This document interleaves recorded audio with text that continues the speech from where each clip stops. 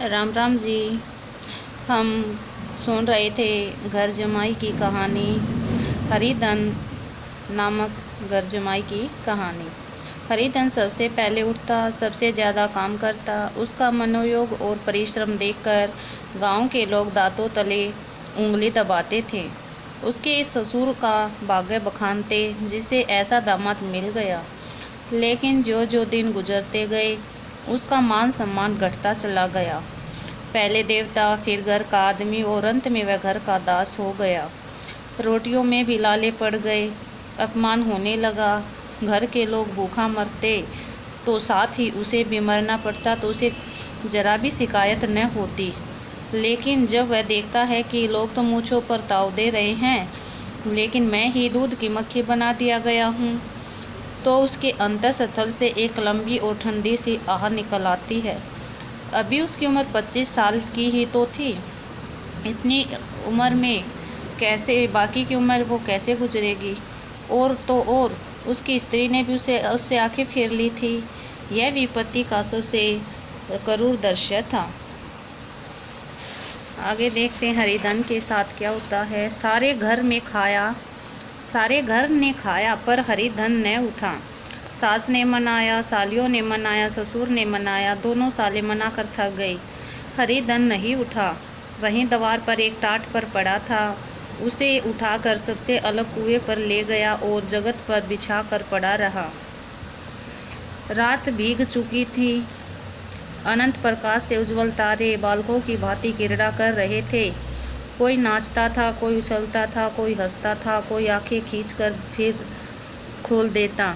कोई साहसी बालक सपाटे भर कर एक पल में उस विस्तृत क्षेत्र को पार कर लेता था, न जाने कहाँ छिप जाता था। हरिधन को अपना बचपन याद आया, जब वह भी इसी तरह खेलता था। उसकी बाल स्मृतियाँ उन्हीं चमकीले तारों की भांति प्रकाशित हो गई। वह अपना छोटा सा घर, आम के बाग जहाँ वह केरिया चुना करता था, वह मैदान जहाँ वह कबड्डी खेला करता था, सब उसे याद आने लगे। फिर अपनी स्नेहमयी माता की सहृदय मूर्ति उसके सामने खड़ी हो गई। उन आँखों से कितनी करुणा थी, कितनी दया थी। उसे ऐसा जान पड़ा मानो माता आँखों से आंसू भरे छाती से लगा लेने के लिए हाथ फैलाए उसकी ओर आ रही है। वह उस मधुर भावना में अपने आप को भूल गया। ऐसा जान पड़ा मानो माता ने उसे अपने छाती से लगा लिया है और उसके सिर पर हाथ फेर रही हैं। वह फूट फूट कर रोने लगा। उसी आत्म सम्मोहित दशा में उसके मुंह से एक शब्द निकला, अम्मा तुमने मुझे भुला दिया। देखो तुम्हारे प्यारे लाल की क्या दशा हो रही है। कोई उसे पानी भी नहीं पूछता। क्या जहाँ तुम हो वहाँ मेरे लिए जगह नहीं है। सहसा गुमानी ने आकर पुकारा, क्या सो गए तुम? किसी को ऐसी राक्षसी नींद न आई? चल कर खाना क्यों नहीं लेते? कब तक कोई तुम्हारे लिए बैठा रहे? हरिधन उस कल्पना जगत से क्रूर अप्रत्यक्ष में आ गया। वहीं कुएं की जगत थी, वहीं फटा हुआ टाट और गुमानी सामने खड़ी कह रही थी, कब तक कोई तुम्हारे लिए बैठा रहे। हरिधन उठ बैठा और मानो तलवार म्यान से निकाल कर बोला, भला तुम्हें मेरी सूध तो आई? मैंने तो कह दिया था कि मुझे भूख नहीं है। गुमानी तो कितने दिन न खाओगे। अब इस घर का पानी भी न पीऊँगा। तुझे मेरे साथ चलना है या नहीं? दृढ़ संकल्प से भरे हुए इन शब्दों को सुनकर गुमानी सहम उठी और बोली, कहाँ जा रहे हो? हरिधन ने मानो नशे में कहा, तुझे इससे क्या मतलब? मेरे साथ चलेगी या नहीं? फिर पीछे से न कहना मुझसे कहा नहीं। गुमानी आपत्ति के भाव से बोली, तुम बताते क्यों नहीं कहाँ जा रहे हो? तू मेरे साथ चलेगी या नहीं? जब तक तुम बता न दोगे तो मैं नहीं जाऊंगी। तो मालूम हो गया तू नहीं जाना चाहती। मुझे इतना ही पूछना था, नहीं तो अब तक मैं दूर निकल गया होता। यह कहकर वह उठा और अपने घर की ओर चल पड़ा। गुमानी पुकारती रही, सुन लो, पर उसने पीछे मुड़कर भी न देखा। 30 मील की मंजिल हरिधर ने 5 घंटे में तय की। जब वह अपने गांव को अरमाइयों के सामने पहुंचा तो उसकी मातृ भावना उषा की सुनहरी गोद में खेल रही थी। उन वृक्षों को देखकर उसका विहल हृदय नाचने लगा। मंदिर का वह सुनहरा कलश देखकर वह उस तरह दौड़ा मानो एक छलांग में उसके ऊपर जा पहुंचेगा। वह वेग में दौड़ा जा रहा था मानो उसकी माता गोद फैलाए उसे बुला रही हो। जब वह आमों के बाग में पहुंचा, जहां डालियों पर बैठकर वह हाथी की सवारी का आनंद पाता था, जहां की कच्चे बेरों और लिशोड़ों में एक स्वर्गिक स्वाद था, तो वह बैठ गया और भूमि पर सिर झुकाकर रोने लगा, मानो माता को अपनी विपत्ति कथा सुना रहा हो। वहाँ की वायु में, प्रकाश में मानो उसकी विराट रूपिणी माता व्याप्त हो रही थी। वहाँ की अंगुल अंगुल भूमि माता के पद चिन्हों से पवित्र थी। माता के स्नेह में डूबे हुए शब्द अभी तक मानो आकाश में गूंज रहे थे। इस वायु और आकाश में न जाने कौन सी संजीवनी थी, जिसने उसके शोकार्त हृदय को बाल उत्साह से भर दिया। वह एक पेड़ पर चढ़ गया और अधर से आम तोड़ तोड़ कर खाने लगा। सास के वह कठोर शब्द, स्त्री का वह निष्ठुर आघात, वह सारा अपमान वह भूल गया। उसके पाँव फूल गए थे, तलवों में जलन हो रही थी, पर इस आनंद में उसे किसी का ध्यान न था। सहसा रखवाले ने पुकारा, वह कौन ऊपर चढ़ा हुआ है? रे उतर अभी, नहीं तो ऐसा पत्थर खींच कर मारूंगा कि वहीं ठंडे हो जाओगे। उसने कोई गालियां भी दी। इस फटकार और इन गालियों से में इस समय हरिधन को अलौकिक आनंद मिल रहा था।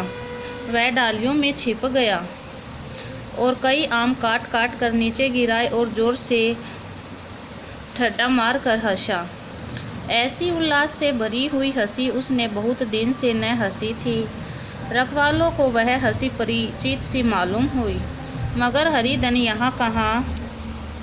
वह तो ससुराल की रोटियां तोड़ रहा है। कैसा हंसोड़ा था, कितनी चिबिल्ला, न जाने बेचारे का क्या हाल हुआ। पेड़ की डाल से तालाब में कूद पड़ता था। अब गांव में ऐसा कौन है? वह डांट कर बोला, वहाँ बैठे बैठे हंसोगे तो आकर सारी हंसी निकाल दूंगा, नहीं तो सीधे से उतर आओ। वह गालियाँ देने जा रहा था कि एक गुठली आकर उसके सिर पर लगी। सिर सहलाता हुआ बोला, यह कौन शैतान है? नहीं मानता? ठहर तो मैं आकर तेरी खबर लेता हूँ। उसने अपनी लकड़ी नीचे रख दी और बंदरों की तरह चटपट ऊपर चढ़ गया। देखा तो हरिधन बैठा मुस्कुरा रहा है। चकित होकर बोला, अरे हरिधन, तुम यहाँ कब आए?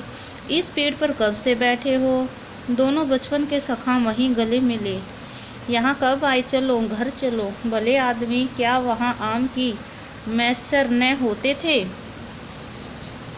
हरिधन ने मुस्कुरा कर कहा, मंगरू, इन आमों में जो स्वाद है वह और कहीं के आमों में नहीं है। गांव का क्या रंग ढंग है मंगरू, सब चान है भैया। तुमने तो जैसे नाता ही तोड़ लिया। इस तरह कोई अपना गांव छोड़कर जाता है क्या? जब से तुम्हारे दादा मरे सारी गृहस्थी चौपट हो गई। 2 छोटे छोटे लड़के हैं, उनके लिए क्या होता है?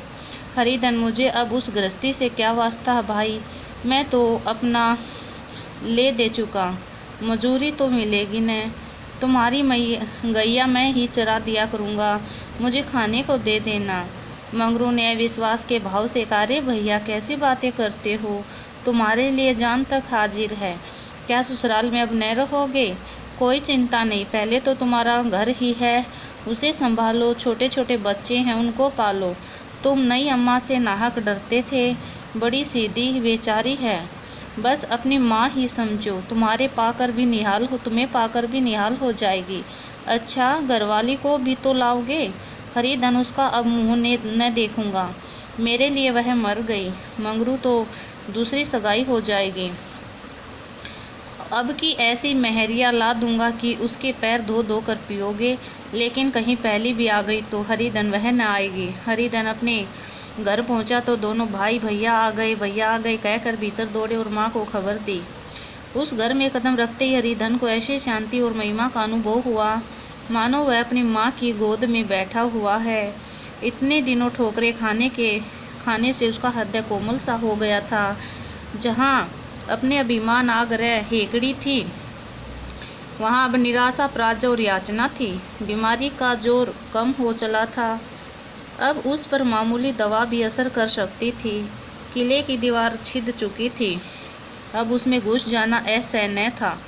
वहीं घर, जिसे वह एक दिन विरक्त हो गया था, अपनी गोद फैलाए आश्रय देने को तैयार था। हरिधन का निरावलंबन मन यह आश्रय पाकर मानो तृप्त हो गया। श्याम को विमाता ने कहा, बेटा तुम घर आ गए, तुम्हें हमारे धन भाग। अब इन बच्चों को पालो। माँ का नाता न सही, बाप का नाता तो है ही।